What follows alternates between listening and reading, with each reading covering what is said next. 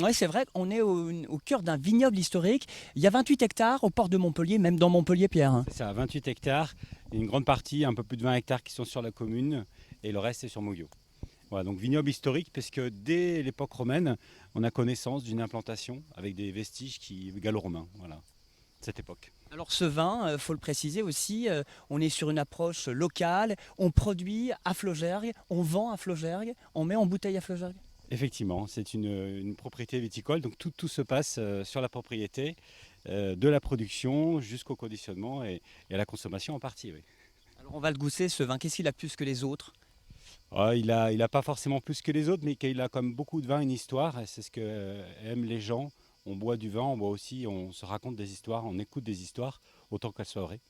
Alors on raconte des histoires sur des after-work, des belles soirées, pas mal de petites choses. On va justement goûter ce vin, on va se retrouver dans le caveau.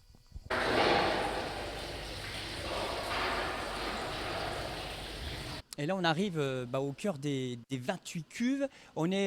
C'est la cave, c'est la mise en bouteille, c'est ici. C'est la cave, mais avant la mise en bouteille, surtout la vinification.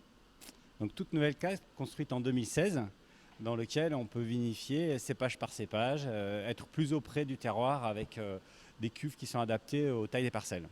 Adapté à la chaleur, parce qu'on est bien là quand même, hein. Oui, c'est climatisé, ouais. Enfin, les cuves sont climatisées, donc permettent de tenir les vins en température. Alors, on va goûter l'ensemble de ces vins. L'intérêt, c'est de dire que vous faites des visites tout au long de l'année à Flaugergues au château et ici. Oui, visite de cave évidemment, visite guidée du jardin aussi, ça c'est nouveau, et visite du château, bah, ça depuis toujours. Le rosé du château, c'est une base Grenache blanc, Syrah et Cinsault. C'est un rosé du Languedoc avec une belle fraîcheur, une belle vivacité. L'influence pour la couleur est évidemment la Provence, puisque c'est ce que les gens recherchent, les couleurs très pâles. Malgré tout, derrière, on a une très belle richesse aromatique sur des fruits, des notes de fruits, de la framboise, la fraise, quelques petites notes en finale de grillé, qui en font un vrai rosé de table, agréable aussi bien de l'apéro jusqu'à la fin du repas, sous ces belles chaleurs estivales.